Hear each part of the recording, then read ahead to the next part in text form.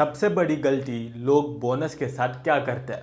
Bonus bank account में आ जाता है और उसी दिन दिमाग में एक्साइटमेंट शुरू।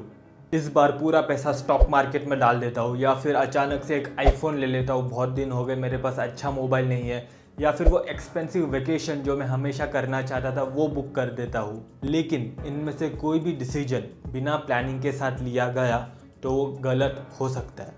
मैंने काफ़ी लोगों को देखा है कि कोई बोनस आ गया या फिर इंक्रीमेंट आ गया या फिर टैक्स रिफंड आ गया, एक साथ पैसा आ गया, लोग एक साथ इन्वेस्ट कर देते हैं। या फिर completely opposite, expensive party, expensive vacation करके और फिर अकाउंट वापस सेम ज़ीरो।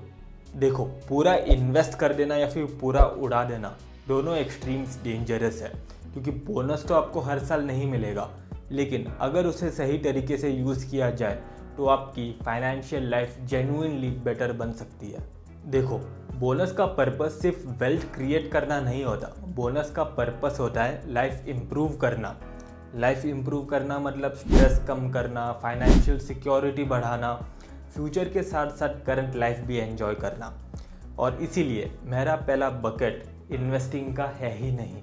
सपोज मुझे 1 लाख बोनस मिल जाए तो मैं उसे कैसे एलोकेट करूँगा।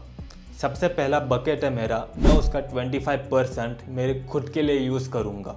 देखो, 1 लाख में से मैं 25,000 खुद के लिए तो मैं निकाल ही सकता हूँ, क्योंकि ये काफ़ी अंडररेटेड बकेट है। मैं इतनी मेहनत आखिर में करता ही क्यों हूँ, इतने ऑफिस में जाके मीटिंग्स, डेडलाइंस, इतना स्ट्रेस क्यों? सिर्फ इसलिए ताकि मैं एक दिन अपना पोर्टफोलियो खोल के देख सकूँ? ऑब्वियसली नहीं। पैसा सिर्फ फ्यूचर के लिए नहीं है, पैसे से मेरी करंट लाइफ भी बेटर होनी चाहिए। और इसीलिए मैं 25% या इस केस में 1 लाख का 25%, 25,000 मैं गिल्ट फ्री स्पेंड करूँगा। इससे आप कोई एक ट्रिप कर सकते हो जो आप हमेशा से करना चाहते थे, जैसे मैं मेघालय जाना चाहता हूँ, या फिर आप पेरेंट्स के लिए गिफ्ट दे सकते हो, या फिर कोई एक घड़ी खरीद सकते हो जो आप हमेशा से खरीदना चाहते थे, या फिर कोई भी एक्सपीरियंस हो जो आप चाहते हो, गिल्ट फ्री स्पेंड करो। ऐसी चीज़ें जो आप हमेशा से करना चाहते थे लेकिन मंथली इनकम में से आप इन्वेस्ट करते थे तो एक्स्ट्रा पैसे नहीं मिलते थे। एंड सिंस अभी आपके पास एक्स्ट्रा पैसे है, दिस इज़ द टाइम। देखो, अगर आप हमेशा सारा पैसा फ्यूचर के लिए इन्वेस्ट करोगे ना, तो इन्वेस्टिंग भी एक पनिशमेंट की तरह लगती है। Money should improve your life today, not just 20 years later. अब हो गया, अब हमारा 25% डन। अब होता है असली गेम शुरू। जो रिमेनिंग 75% है, 75,000, उसमें हम इन्वेस्टिंग करेंगे। लेकिन अब जो इन्वेस्ट का अमाउंट है, इसमें भी बहुत लोग गलती करते हैं। जैसे ही बोनस आ जाता है बैंक अकाउंट में, पूरा इन्वेस्ट कर देते हैं। लेकिन ये 75% भी पूरा हमें इन्वेस्ट नहीं करना है। हमें पहले चेकलिस्ट फॉलो करनी है। सबसे पहले हमें ये देखना है कि क्या मेरे पास कोई हाई इंटरेस्ट लोन है, मे बी क्रेडिट कार्ड का outstanding amount, consumer durable loan या फिर पर्सनल लोन। अगर आंसर यस है तो थोड़ी देर के लिए आप इन्वेस्टिंग भूल जाओ। सबसे पहले ये लोन ख़त्म करो, क्योंकि ये लोन आपको 30-40% इंटरेस्ट चार्ज करता है। क्योंकि अगर आप ये 30-40% इंटरेस्ट बचा रहे हो तो ये गारंटीड रिटर्न है, और ये 30-40% का जो इंटरेस्ट आप बचाओगे, ये हमेशा से मार्केट के अनसर्टन रिटर्न से हमेशा बेटर रहेगा। सेकेंड क्वेश्चन, क्या आपके पास इमरजेंसी फंड है? इमरजेंसी फंड बहुत इंपॉर्टेंट है। अगर शायद कल आपकी जॉब चली जाए, या फिर मेडिकल एक्सपेंस आ जाए, या फिर कोई अनएक्सपेक्टेड एक्सपेंस आ जाए, तो उसके लिए इमरजेंसी फंड बहुत ज़रूरी है। अगर आप सिंगल हो तो कम से कम 3 मंथ का इमरजेंसी फंड रखिए, और अगर आप मैरिड हो या फिर आपकी फैमिली आप पे डिपेंडेंट है तो कम से कम 6 मंथ का इमरजेंसी फंड ज़रूरी है। और हाँ, इमरजेंसी फंड आप इसलिए नहीं रख रहे हो ताकि आप आपके रिटर्न्स मैक्सिमाइज कर सको। इमरजेंसी फंड का मेन इम्पोर्टेंस है कि आपके पास सेफ्टी नेट रहे।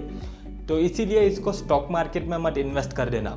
इसके लिए आप या तो बैंक बैलेंस मेंटेन कर सकते हो या फिर एफडी कर सकते हो। ऐसी जगह जहाँ पे आप इजीली मनी विड्रॉ कर सकते हो और आपकी अमाउंट फ्लक्चुएट ना हो, क्योंकि इमरजेंसी फंड ही आपको रात को चैन की नींद सोने देगा।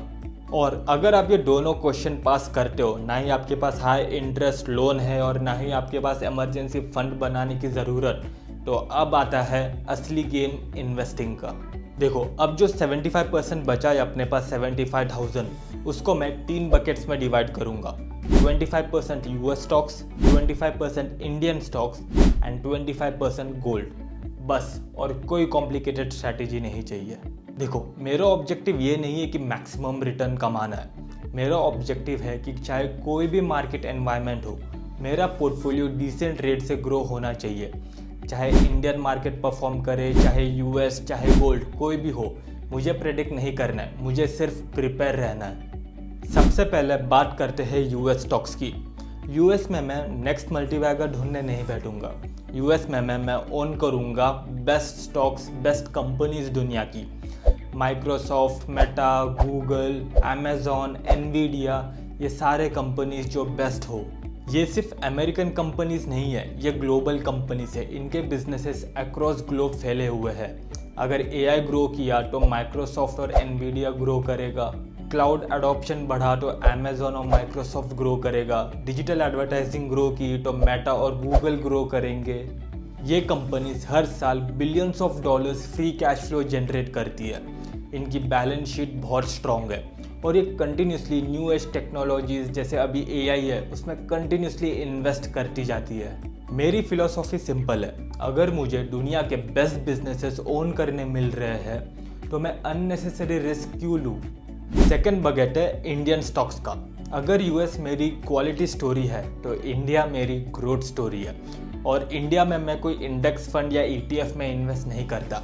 यहाँ पे मैं पर्सनली खुद इंडिविजुअल स्टॉक्स पिक करता हूँ और इसमें भी मैं हर सेक्टर में इन्वेस्ट नहीं करता। मैं सिर्फ उन्हीं सेक्टर्स में इन्वेस्ट करता हूँ जिनको मुझ पे लगता है कि 10-15 साल बाद इनकी स्ट्रक्चरल ग्रोथ काफ़ी सॉलिड होगी। फॉर एग्जांपल, मुझे फाइनेंशियल सेक्टर काफ़ी अच्छा लगता है। जैसे जैसे इंडिया रिचर बनता जाएगा वैसे वैसे loans, credit cards, financial products की ज़रूरत और बढ़ेगी। इसलिए मुझे कंपनीज लाइक छोला फाइनेंस या एसबीआई कार्ड्स इंटरेस्टिंग लगती है।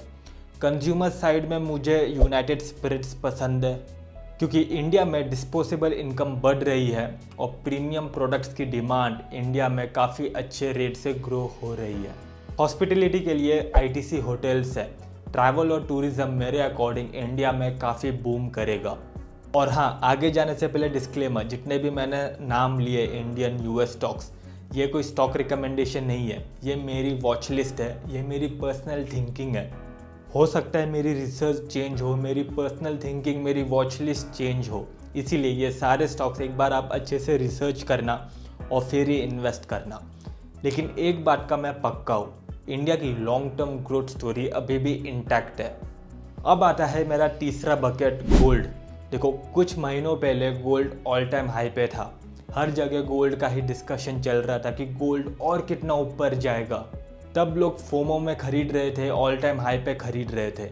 आज गोल्ड काफ़ी गिर चुका है। 10 gram gold 24K carat Mumbai में प्राइस पहले 1.83 लाख था, अभी है 1.43 लाख। मतलब ऑलमोस्ट 25% डाउन है गोल्ड अपने ऑल टाइम हाई से। और इसीलिए मैं गोल्ड पे अभी काफ़ी इंटरेस्ट ले रहा हूँ और मैंने ख़रीदना चालू कर दिया है। देखो, गोल्ड से मेरा रिटर्न ये नहीं कि मैं ज़्यादा रिटर्न कमाऊँ, गोल्ड मेरे लिए इंश्योरेंस है।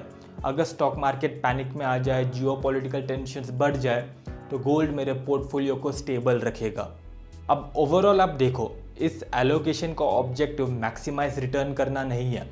इसका ऑब्जेक्टिव है कि अपना रिग्रेट मिनिमम करना।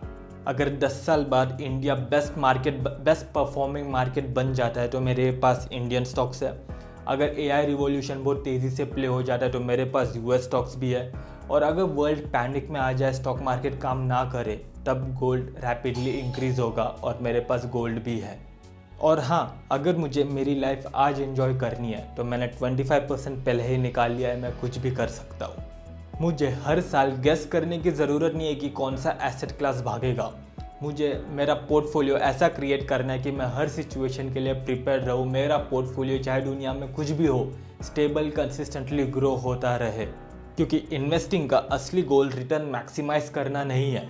और शायद लॉन्ग टर्म वेल्थ भी सिर्फ तभी बनती है जब आप मार्केट में टिकते हो। देखो, एक चीज़ मैंने काफ़ी अच्छे से नोटिस की है, वेल्थ सिर्फ हाई रिटर्न से नहीं बनती।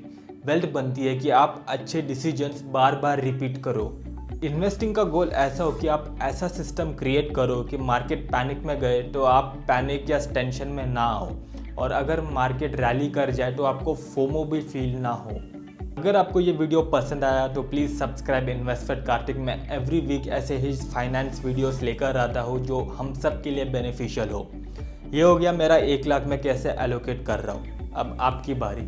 सपोज़ आपको 1 लाख मिल जाए तो आप उसे कैसे स्प्लिट करोगे, कितना आप उस पर अब भी खर्चा कर लोगे अपने मज़े के लिए, और कितना आप इन्वेस्ट करोगे।